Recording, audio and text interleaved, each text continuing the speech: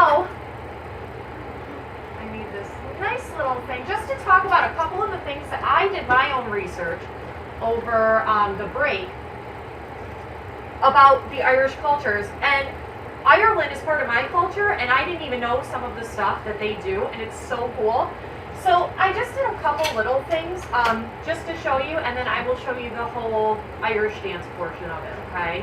I brought my dress, the wigs, the shoes, the whole 9 yards so that we can see all of it, and I'll explain it to you. So, the capital is Dublin, there's the Irish flag, and the population's around a little over 4 million. So, here is the Republic of Ireland right here. We kind of talked about it when we did Christmas Around the World. We colored in a little spot over here. So it's right there, and it's very, there's a lot of greenery, okay? Really, really pretty land. So it's actually called the Emerald Island, Emerald Isle. So I ended up finding this from a site, like we've been doing every year's workshop. I quoted it, and then I put where I got it from. So, some of the architecture, there's a lot of castles, which is really, really cool. Back a long time ago when there was wars going on, these were kind of like Fort Niagara, kind of comparing it to Fort Niagara. Nice. It's very similar. Kind of looks like Fort Niagara. Doesn't it? Yeah, and it's kind of, they still have these castles up today, and wealthy people live there, okay? So there's actually a really famous castle right here, and it's called, let's see if I wrote it in, the Blarney Castle, okay?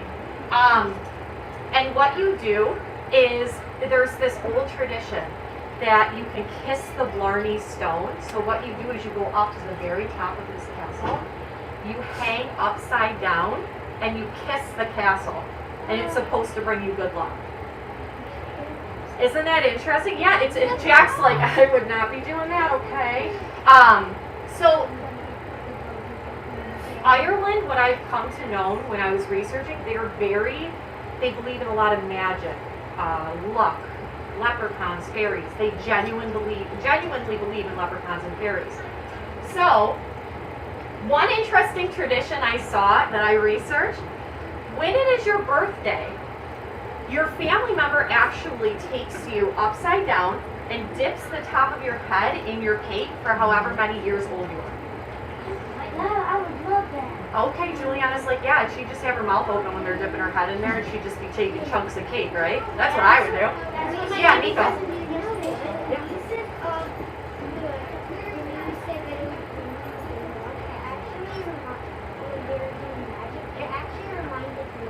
What did it remind you of?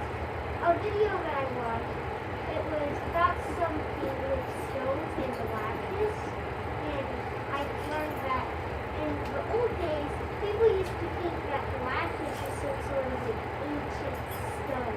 Oh, I've never even heard of lapis. Yeah. That's so cool. Lapis would be like a power of some source to like bring back like something, I don't know.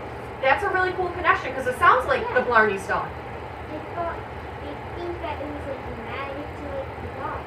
Yeah. You can actually do a lot of stuff with it.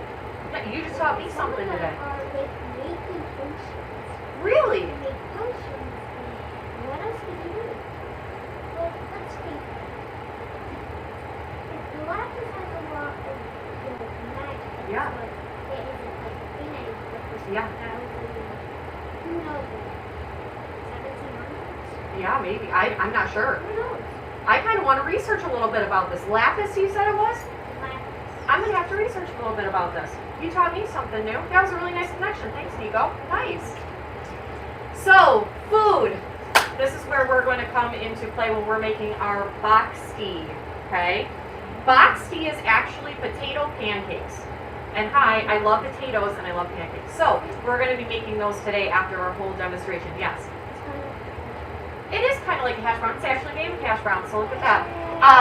So potatoes are a main ingredient in a lot of Irish dishes. They also have something called soda bread. Has anyone ever heard of soda bread? I don't even really know how you make it, but I've had it one time. It's really dry. I put a lot of honey on it. It's not really the best bread in my opinion, but it's very popular in Dublin. So some of the animals of Ireland, and this is one of the cliffs. They're well known for their water all around, the oceans around, and their cliffs. So there are actually no wild snakes in Ireland. The sea has stopped many animals common on mainland Europe from reaching the island. There are also only 2 wild mouse species, the wood mouse and the house mouse. So there's only 2 kinds of mice on the whole island because they can't get there. There's a whole bunch of water. Isn't that interesting? I thought that was so cool. There's only 1 type of lizard, and that's the common lizard. And there's only 3 kinds of amphibians, the natterjack toad, smooth newt, and common frog. And that's it. Isn't that so interesting? It is. So, the language. Now, a lot of people in Ireland actually speak English, like 80% of them, which I thought was so interesting. But I did play just a quick 2-minute video so we can kind of practice some Irish speaking. Hi, my name is Matthew. I'm Irish. Today I'm in Dingle Town in Kerry. In Irish, the word for this, Oscuelga, Dangani Kush, Ikundagiri. Today I want to talk about just a few basic phrases in the Irish language. So if you want to say hello, you say Dia Glitch. Dia Say that, guys. Glitch. Dia Glitch. Literally means God be with you. Dia Glitch. The reply to this is Dia is Mwera Glitch. Dia Dia is Smurgish. is Mwera Glitch. Literally, Nice, you God guys are good at this. and Mary, the mother of Jesus Christ. It's very nice. If you want to say my name is, so my name is Matthew is Anum Dunn. Matthew is Anum Dunn. Try that with your name. Miss Little is Adam Dung. Nice. Choose my name. Yeah. If you want to say to somebody, how are you doing? It actually depends on what part of Ireland you're in. So if you're in the south of Ireland, in Munster, which I am at the moment, you say, Cumsa Tatu. Cumsa Tatu. Constatatu. If you're in Galway, in the west of Ireland, you say, Kinku Atu. King, Kui, Will, Tu. So that was just a quick video just so we can kind of practice, because I remember we were doing Christmas around the world. You guys liked to try to do some of the translations we were doing, which was really cool. But yeah, and it's also interesting in Ireland, different parts of Ireland speak different languages, which is really cool. Hi, my name is Matt. So, all right, Irish dancing. Are you ready? I don't want to do Oh, I actually see Oh, Juliana, you're going to be dancing, girl. I have a little bit. I know, I'm just kidding. You don't have to dance too much. All right, I'm going to show you guys some of the stuff. You guys are kind of getting like a background, behind the scenes, because what I'm going to maybe do, if Mrs. Van Slyke's okay with it, is Irish dance for you guys on St. Patrick's Day with my sister. We used to do it before the pandemic. We used to be able to Irish dance in the auditorium for everyone, and it was a lot of fun. So you guys are kind of getting a behind the scenes of what we're going to do in St. Patrick's Day, on St. Patrick's Day. So, and my sister will come too. So I'm going to show you guys a couple of things before I actually dance. So, here is an example of 2 of the dresses. They are very colorful. I like it. So, I will show you. Actually, let me show you this one first. So, if you look over here at the levels, those are the levels you kind of, you start in Irish dance. So when you're little, you're first starting, you start as a beginner. You do some simple steps. When you're practicing, you do things called a fesh. Those are Irish dance competitions. If you do well in the competitions, you go up in levels. So you go from beginner to advanced beginner, novice, opens, preliminary champions, and champions, okay? So this is actually called a school dress, okay? So this was my school dress when I was like 5 years old, okay? This one, I actually wore this, okay? Doesn't fit me now. But it's just a very, very simple dress, just to show what school you dance for. just like you guys go to Roy-Hart Elementary, I danced for a specific school of Irish dance, okay? Mrs. Hausman's here to watch you guys while I change real quick. But let me just keep explaining forward. I'm going to pass this around so you guys can actually kind of hold it and look at it. It is. It's heavy. It's a little heavier for the hanger. Yeah, it is a heavy material. It actually, that's the second hanger it broke. So, now this is my dress, okay? These kinds of dresses you get usually when you're in about novice and opens. When you're a beginner and advanced beginner, those are the kinds of dresses you wear. These ones are around novice opens and up, okay? Well, I don't Irish dance anymore. I stopped when I was in just finishing high school. So I stopped at preliminary champions, okay? Yeah, so these dresses are really interesting because they go for about $3,000 to $4,000. Okay, they're really expensive. So, and they're really thick and heavy dresses. Each dress also, it is heavy. Each dress has a cape too. That one doesn't, I lost it. But each dress has this little cape too, which is so interesting. I actually don't know why we wear a cape. I think it's just part of the costume. Now this one is the one that it's my dress. However, I don't fit in it anymore. So I'm going to be wearing my sister's dress. This would be my sister's dress. She actually designed this herself. She drew a picture and gave it to someone to design for her. And she designed it herself. There's a little clip here too. Have you guys ever seen people that run like marathons or do like some kind of running competition and they wear a number? Irish dancers do the same thing. They wear a little number right here. And when you're Irish dancing, you have some judges standing at the fesh at the Irish dance competition. And they are judging you. So they write on your little number, they write, oh, this is number 233. And they write how good you did, what place you should get.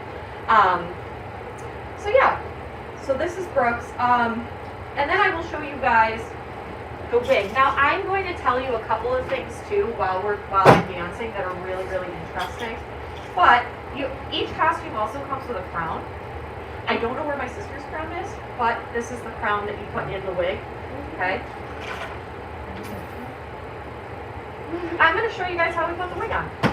One of my favorite things to do for kids too is my sister and I like to wear these wigs and we like to ask people, hey, do you think this is my real hair before we actually show them us putting it on?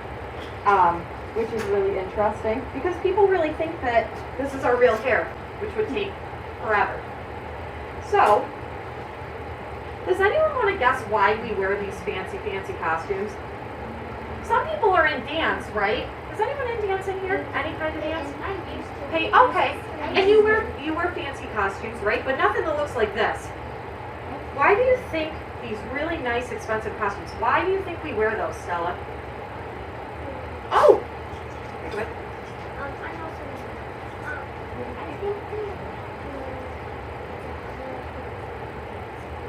Okay.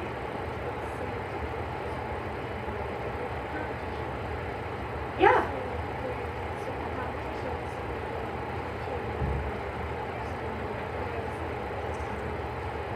Yeah, you're on a really good track. Yeah. I also asked, why do you think we wear these? Like, why can't I just wear my regular hair? Why would I wear this? Raymond, what do you think? Like, with all the curls, it like kind of goes with the dresses. I like that. It kind of goes with it. All right. I love that. So a lot of people in Ireland have really curly hair. Some. Now, back in the day, which is really interesting, people, when they go to church, would dress really nice to go to church. Really nice. They would wear beautiful dresses. They would curl their hair like this. So this is kind of to keep that tradition going. Your hair like this. Having it this curly is kind of like way back in Ireland. Just them getting ready for church, which is interesting. Now what they say, my mom always said, I don't know if this is true, but the more your hair bounces, your curls bounce, and you'll see it when I dance, the better the dancer. Because if you're not really bouncing, you're not doing that well at dancing, right? You want the curls to bounce like that. Okay, so if you see here too, my wig is super old, so it's a little, some of the curls are losing. So it has a clip up at the top, a clip up at the bottom. To hold the hair. Yeah, and I have seen girls that have danced and their whole wig falls out. So, all you have to do is put the one clip in at the top, clip the bottom. And I actually have my sister's wig here so you guys can see that too. Don't worry, it's not real hair. And then, clip it at the bottom. Nice hat. I know, it's not weird. So, what you do, usually, I'm probably not going to do it today because it'll take me forever. We have a whole bunch of bobby pins. And you probably put 100 bobby pins in your hair. Just to clip this in to make sure it doesn't fall out.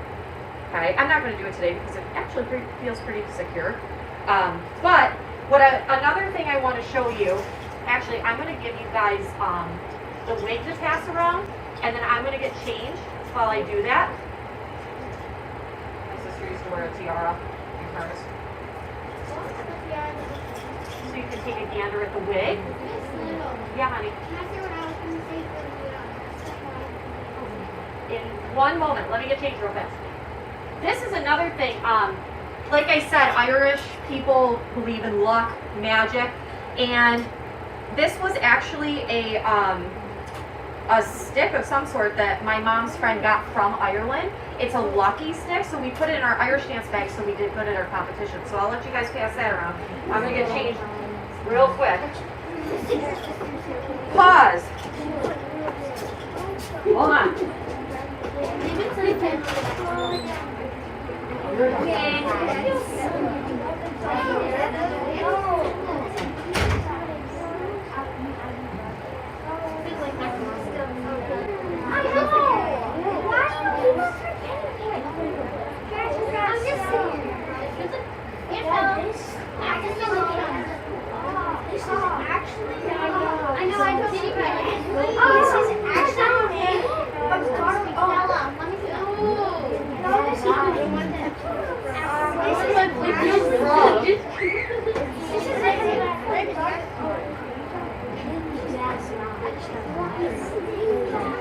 It's made from dark oak. It feels raw. Don't forget to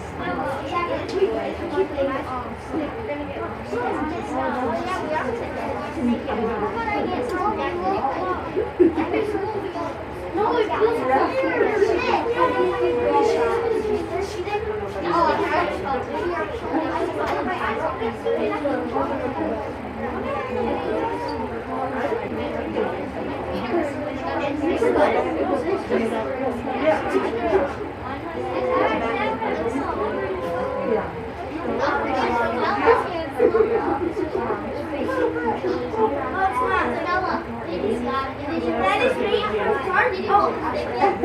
That is made from dark oak. No, I'm mystery.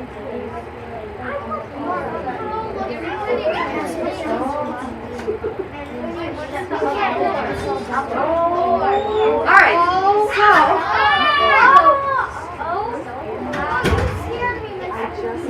I'm so sorry I scared you. Okay.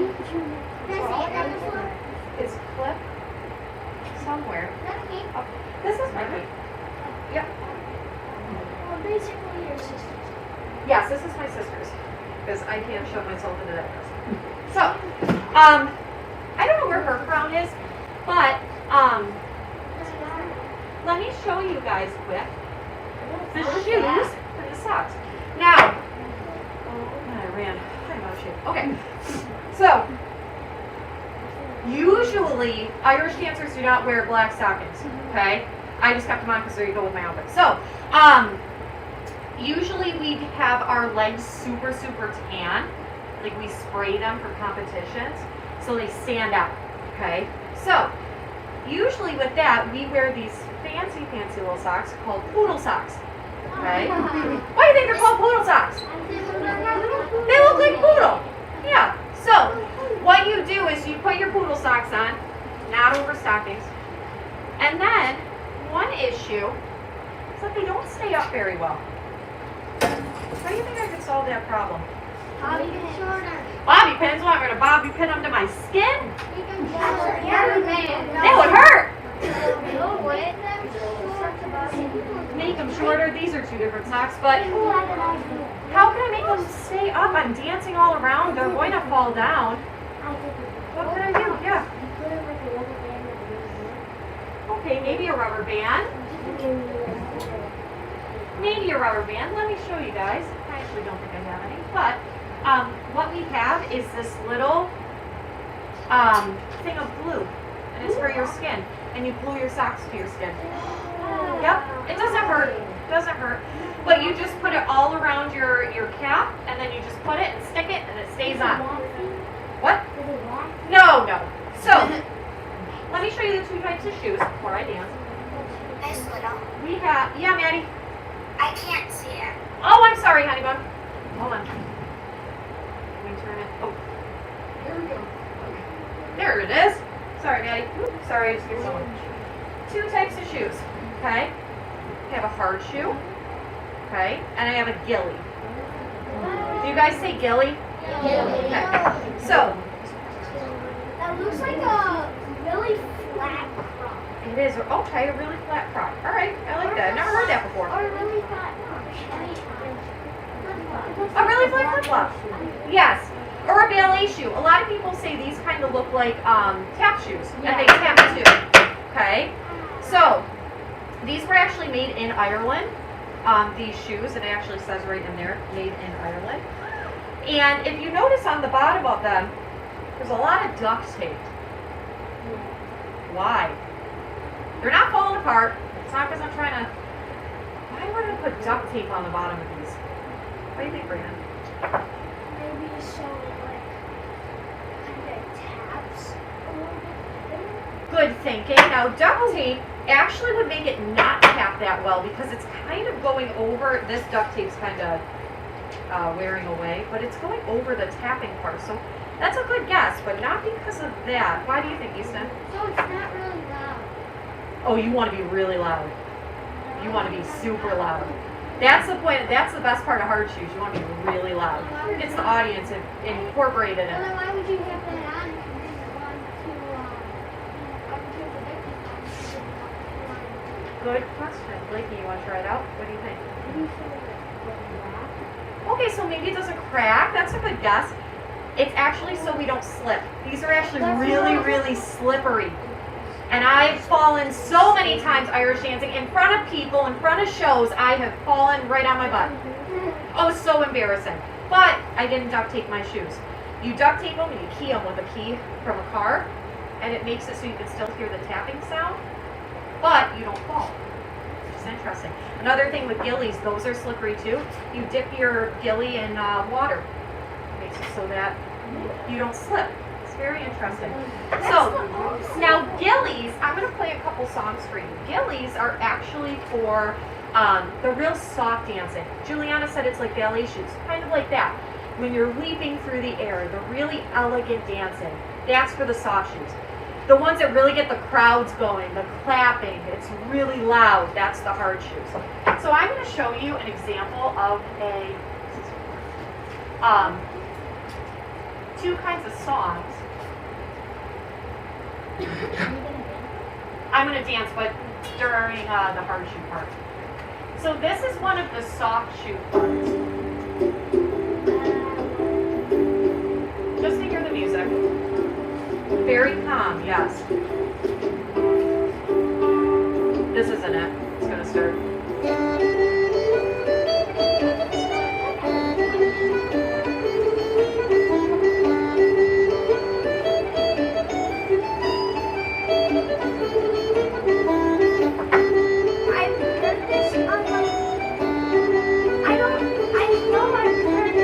I'm sure you have. Celtic music is very popular.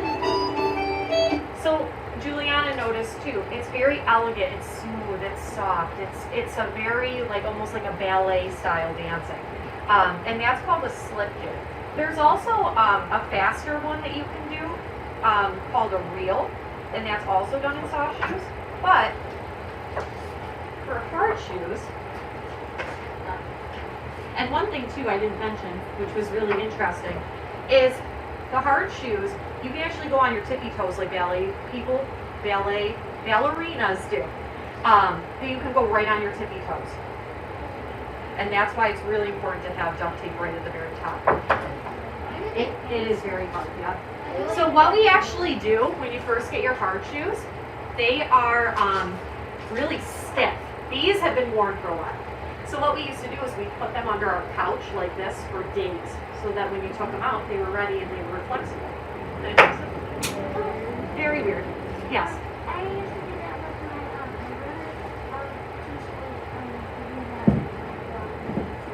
Oh, look at that. Nice connection. Yeah, absolutely. That's a good idea. I didn't even know that. So, I'm going to do something called a treble reel. Now, a treble reel, and it's spelled T-R-E-B-L-E, is really fast. You clap, you get really involved in it, and it's fast and loud. Okay? That's what I'm going to be doing for you guys today. Yes, Easton. something I wanted to. Yeah. Yep. I think it's to make most of the other dancers or for like people to stand up more than the other dancers. That's a really good point. Yeah, you absolutely want to stand out to the other dancers. One thing too that's really cool during Irish dance competitions, you're on this wooden stage, right? You have judges in front of you. There's always someone that plays live music right on the corner. Okay, so right at the corner, someone's playing a violin. A lot of people play the accordion. Those are kind of the different instruments you're hearing in songs like this. So let me show you. Now the treble reel music is one of my favorite.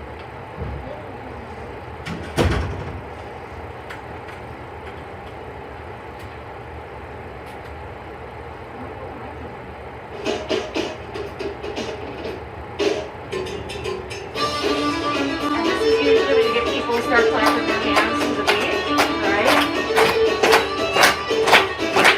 So, what I'm going to have you guys do is, I'm going to have you guys head back to your seats, so I don't kick any of you, okay? I don't want to kick any of you.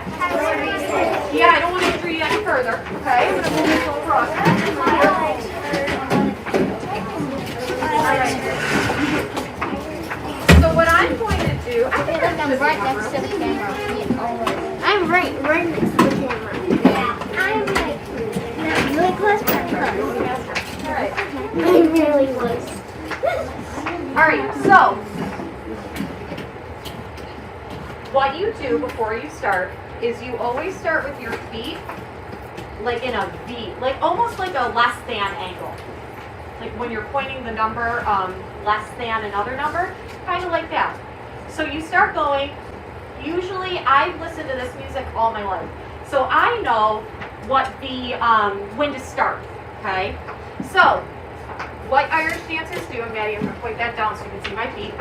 What Irish dancers do, right before they start, they'll point their toe, they'll go up on their toes, and then they'll start, okay? When they're done, they always stop, point, and bow to the person playing the music, and they bow to the judges, okay? And I will bow to you guys. Now, one question is, I'll actually ask you this after, but you're going to, and I'll ask you now because I won't be able to read it. So, you will notice my arms are going to stay like this the whole time I'm dancing.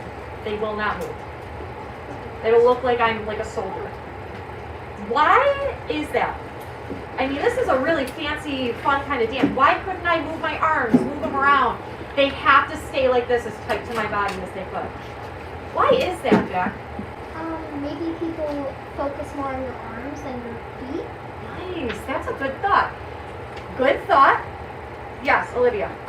Because the Irish way of dancing is, like they want to see your feet, they don't want to see your arms, because that's what their dance is like. You focus on the feet. Yeah, absolutely. That's a really good point. Yes. Now, there's an old reason why. So back in the day, Irish dancing in Ireland was illegal. Isn't that wild? How could it be illegal? But it was illegal way back in the day. So what they do, has anyone ever seen those like old Western doors that you only see like the top part of you, and like the top part opens? It's almost like a barn door, and the bottom part opens. So what happens is people were in like different buildings. They'd have just the top part open. They'd be Irish dancing, and when a police officer walked by, they would just see someone jumping up and down like this. they wouldn't see their arms moving or knowing that they're dancing at all. They wouldn't see their feet because the door's closed. That's actually the reason why we keep our arms down. It's because of that. Isn't that interesting? Yeah. Super cool. So next time you see an Irish dancer dance, you'll know why we keep our arms like this, because that's one of the common questions. I was very curious about that too before I started researching. No, it's not still illegal. No, but it's just a tradition, just like we wear the curly hair because that's what they did back then. That's just to keep the Irish tradition. All right. I haven't done this in a while. All right. Are you ready? Ready to sing a little bit. So I'm going to show you guys when to start dancing, or when to start clapping. Okay? Are we ready?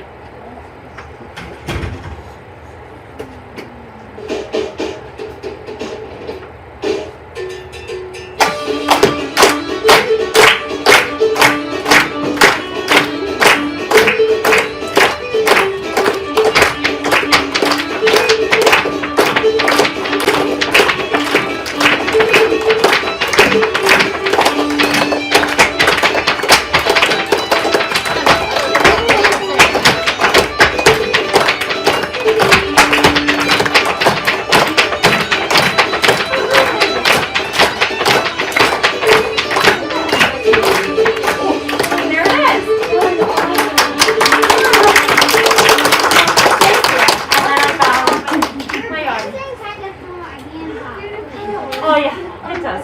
So, that would be the trouble reel. You will actually see that dance done by my sister and I on St. Patrick's Day. Yes. So, for the next part, actually turned that out perfect, we're going to start making boxty, alright? So, Olivia is going to pass out. Shaking still. If I can have, there's two papers. Okay, it's two papers. That paper, everyone gets one of those. So, I can use the pass out after. No, name on the top. Alright, now you're again.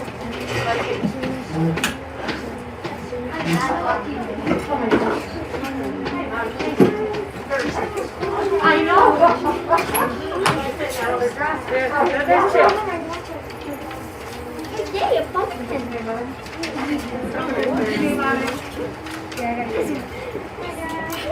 Your top piece. Wait,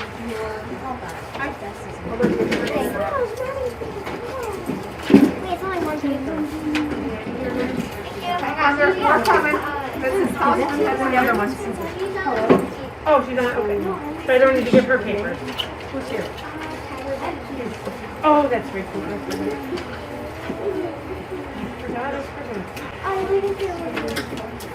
Wait, is this recording right now? Because I'm like right here. Is it getting your bedside at least? Is it getting your bedside at least? I started shaking because I thought she was You got, no, the second paper is, yeah, you have two papers, sweetie. I started shaking because I thought They're two different. Really? Oh! Do they look the same? I know they got a shamrock and a flag. Two turns and 90 and 2 cups Did you get all the of papers? flour. Maybe this one? Yeah, okay. What about, you don't get everything? She usually just keeps on. Oh, yeah, yeah. Keep it on. And then Manny does the whole entire time. Draw. I'm missing. My paper's missing.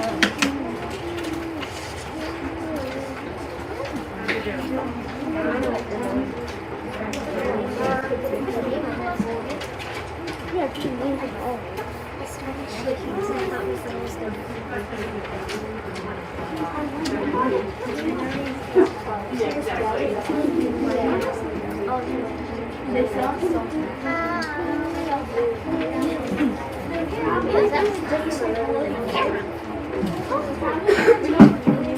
Is it recording? Oh, that was all I need. Oh, yeah. Oh, it's not. Here's the Okay, what is like the figure for buttermilk. Okay.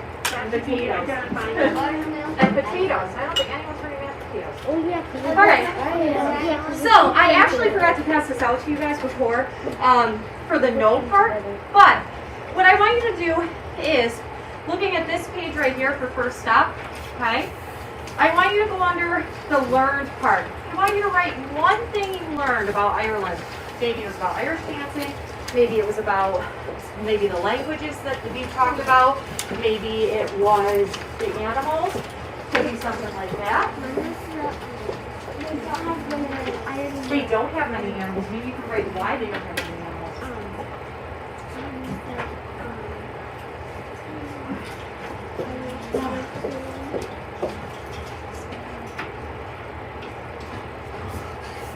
And now at the bottom, if you see, I did do a little compare and contrast. Because that's what we're working on in the Reader's Workshop. When we're researching. We did a little bit of compare and contrast. So at the bottom, when you're done writing what you learned, it says, I can compare to a tradition in Ireland because maybe you can compare because you've done Irish dance. Maybe Nico, you can talk about what you learned about, start with an L. What was that, Rock? Lapis. You could write about that. That the Blarney stone was similar to something that you know. You could write that. You could write maybe you've done dance in the past. It's a different kind of dance, but you can still compare that way. Maybe your favorite food is mashed potatoes. You can compare to people in Ireland having potatoes as one of their main ingredients in their recipes. Maddie, you don't have this, honey bun? Oh, the Blarney stone. Yep, can compare to your stone. So Maddie, I'm going to help you with, I'm going to have you help you with the recipe, okay? Because I don't have this for you, but go right over to the recipe. Turn it over there.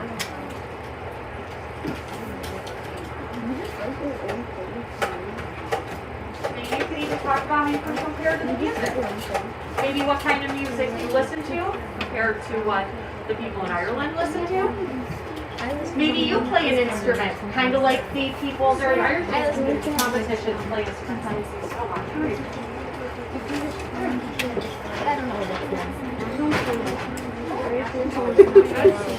All right, as soon as you're done writing that, flip your attention over to our recipe.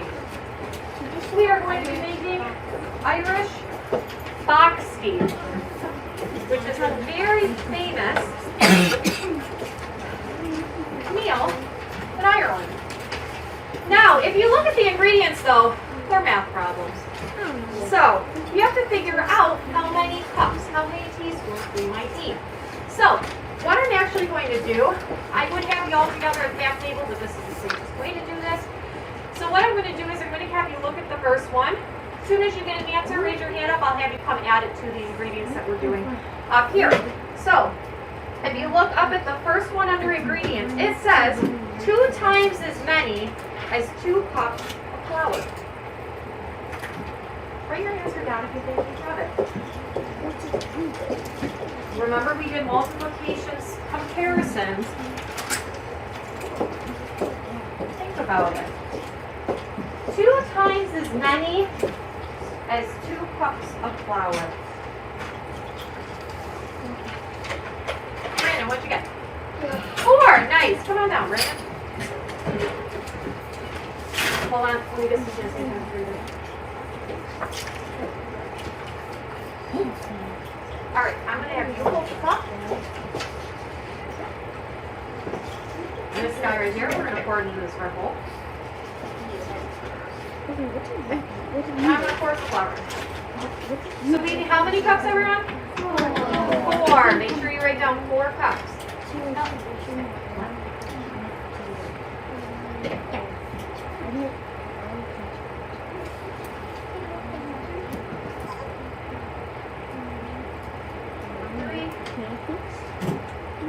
4.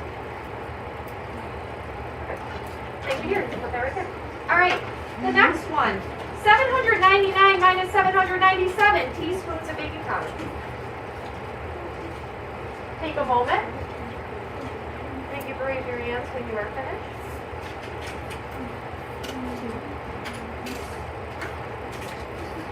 All right, Nico, what'd you get? I got 2. 2 is the correct answer. Come on down, sir. The first one is 4. have you scoop in here. Put it right in there. 1, 2. Perfect, thank you, sir. You can pop that right there. All right, the next one.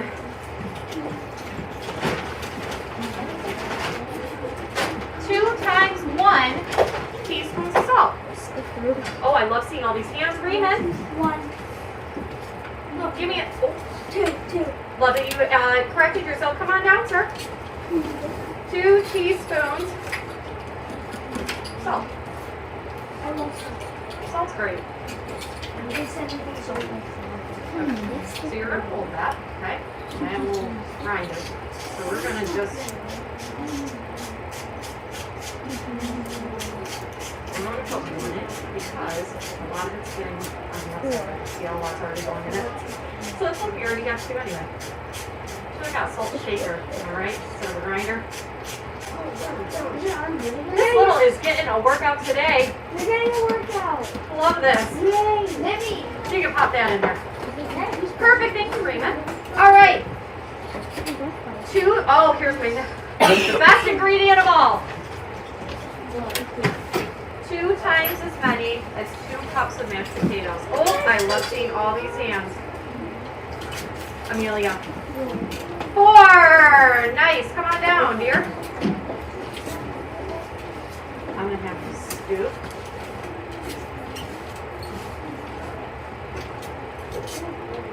So I'm going to actually go like this. Yep, so you 2 cups. There we go. 1.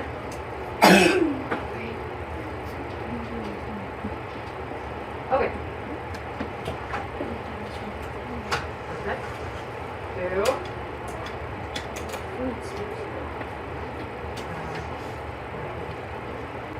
3. 4. I will take that. Thank you, dear. All right, what's the next one? Oh, this one's a tough one.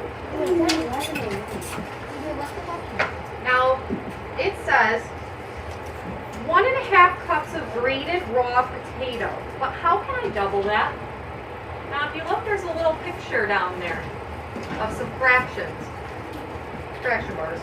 So, what I want you to do is I want you to color in 1.5. Out of those 3 bars that you have, 1.5. I see Brandon coloring in the whole first one. You have 1 whole. And then the next one, how could you color in 1/2? So now this would actually be the whole thing colored in, and then just this 1 square would be 1 square. So that whole, yep, that whole guy would be first. Yep. Yeah, you got it, Elias. Nice. Nice. Yep. So actually, this is 1 hole. That first box is 1 hole, so you color that whole thing in, and then just 1 of those squares. You color in the whole thing. That's 1 hole. And then just that 1/2 of it. Nice. Nope, that's okay.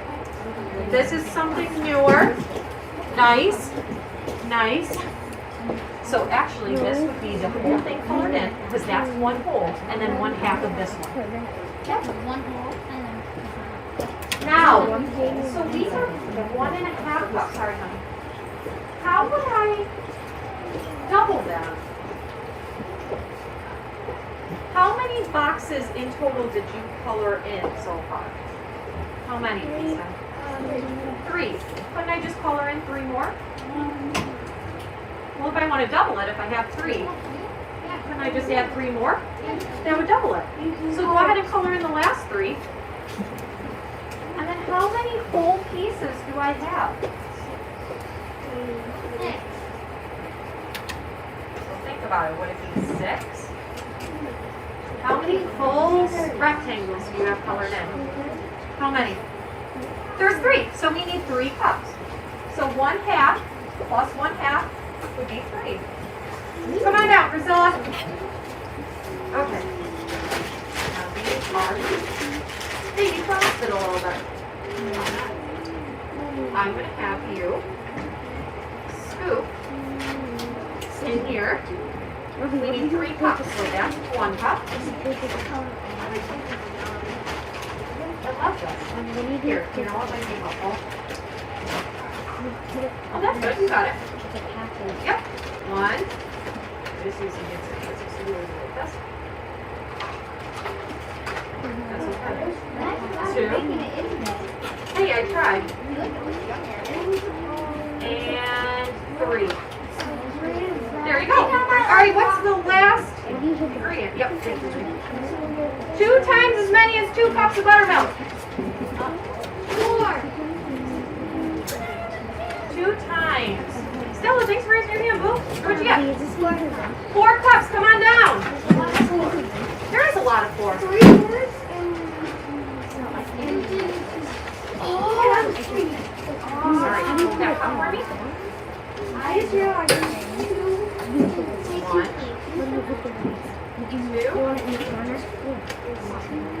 3. Ooh, it's just enough. Put the 4. Here we go. All right, so thank you, dear.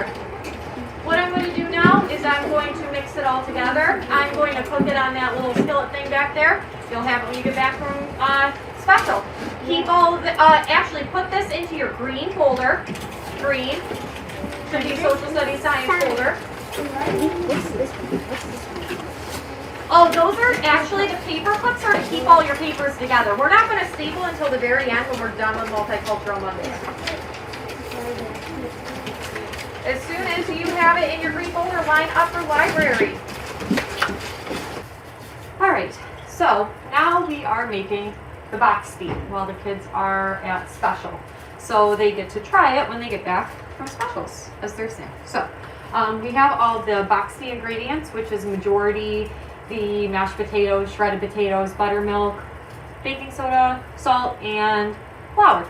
So I have a couple cooking back here. So I just take a scoop of them, put them onto my skillet here, and making sure I'm using some plant butter, almond milk for any allergies I have. But you let these cook for a little while, and then afterwards, they should be, you kind of cook them exactly like pancakes, which is cool, but they're really, really thick, so it can be a bit tricky. And I honestly don't really know how these are going to taste, but they're really just a big heaping mash of mashed potatoes and a different kind of potato, so I don't know about you, but I don't see how you can go wrong with potatoes. So, this is the final product. I'll show you this one. It's kind of, you know, that brown, it looks like a pancake. I would definitely think it's a pancake. I put a little bit of salt and a little bit of butter on top, my plant-based butter, for the kids, and they get to try it when they get back. And I will take a video of them trying the recipe when they get back from specials. So, Irish Boxty, or Irish Flapjacks, better known as. looks so good. Isn't that interesting when food looks gross but tastes good? How's it taste, guys? Good. Is it good? Does anyone actually not like it though? That's okay. And that's okay to not like it. Absolutely. You don't have to eat it. If you don't want it, throw it out. You're fine. It's okay. It's just cool to taste other cultures. The other cultures' food. tastes like a hash Yeah. And this is a Boxty, so you guys can tell your family members you ate Boxty and Irish Flapjack today. And yeah, Alexis just made a good point. She said you can make it at home too because you have the recipe. Oh, cool. Oh, yeah. Yeah. Nice. Like I said, if you don't want it, just chuck it out, and you're eating your snack on it, so that's okay. So when you're done, that's okay. You didn't have to like them.